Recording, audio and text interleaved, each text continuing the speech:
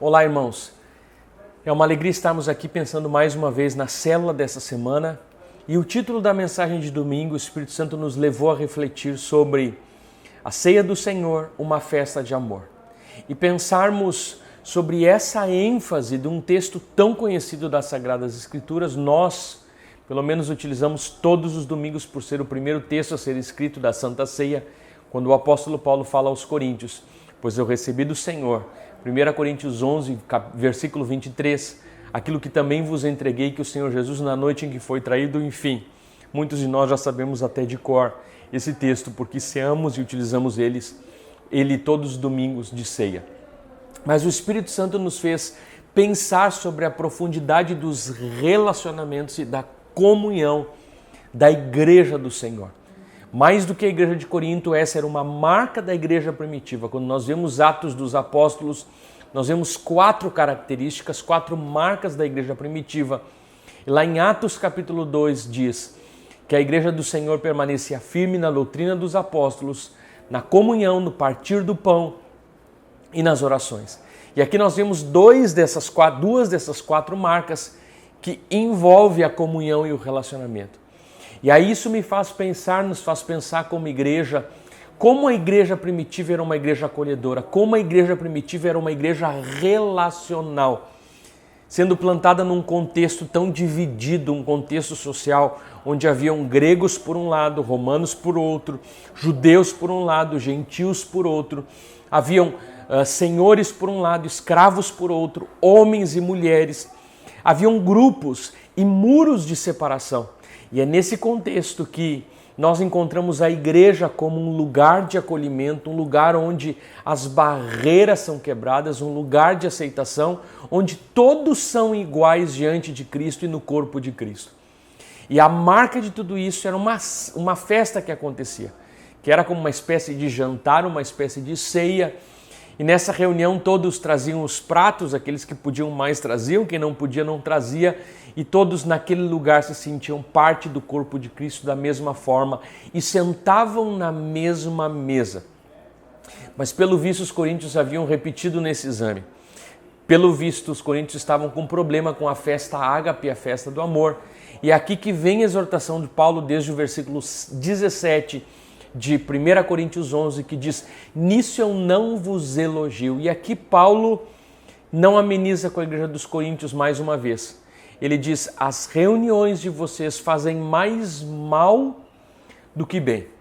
E nós sabemos que dentro dessa festa ágape, quem sabe no final dessa reunião, no final dessa comunhão que havia na igreja, talvez uma espécie bem diferente de igreja nas casas, onde essa ceia era comemorada nas casas, nos lares, em um lugar um pouco maior. No final eles participavam da ceia do Senhor, que era a consagração do pão e do cálice e a menção da morte do Senhor Jesus. É nesse contexto que o apóstolo Paulo nos deixa claro que sem um ambiente de acolhimento, sem um ambiente como esse, não existe igreja do Senhor. A igreja de Corinto havia perdido a arte de compartilhar. E uma das coisas mais terríveis na igreja é a divisão, porque é um dos primeiros e mais seguros sinais de doença espiritual. E Paulo reprova tudo isso. E Paulo condena tudo isso, a ponto de dizer: por isso que há entre vós muitos fracos e doentes.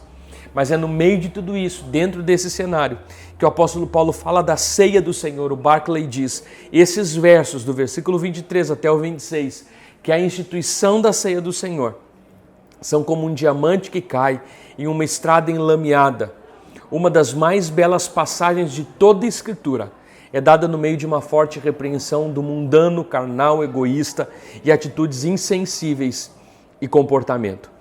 É nesse contexto que nós refletimos e pensamos acerca de como estamos diante da comunhão da igreja, como estamos na nossa inclinação como igreja de servirmos, de cuidarmos, de fazermos prevalecer a unidade do corpo de Cristo, deixarmos de lado as nossas diferenças, deixarmos de lado as barreiras que podem às vezes nos separar e diante do corpo de Cristo, olharmos para a unidade do corpo de Cristo, estarmos preocupados com a unidade do corpo de Cristo e quem sabe deixarmos as nossas diferenças para vivermos como uma família, porque foi isso que o apóstolo Paulo exortou a igreja dizendo: quando vocês comem do pão e bebem do cálice, examinem-se para que vocês não comam indignamente. E para alguns dos intérpretes, esse comer indignamente era comer sem perceber a unidade do corpo de Cristo. Que sério isso que o apóstolo Paulo nos diz. Que grande reflexão do apóstolo Paulo para os coríntios e que grande exortação, como nós precisamos cuidar.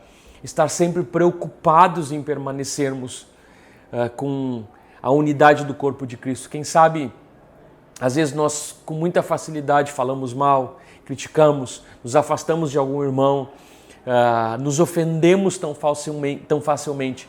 O apóstolo Paulo nos lembra como é importante mantermos a unidade e fazermos da nossa igreja esse ambiente de aceitação, esse ambiente de acolhimento, onde o que prevalece é a unidade do corpo de Cristo. Que Deus nos abençoe, que possamos pensar sobre isso nas células e pensarmos como temos, através das células, mantido esses vínculos e o que nós devemos fazer para que eles se fortaleçam ainda mais. Que Deus te abençoe.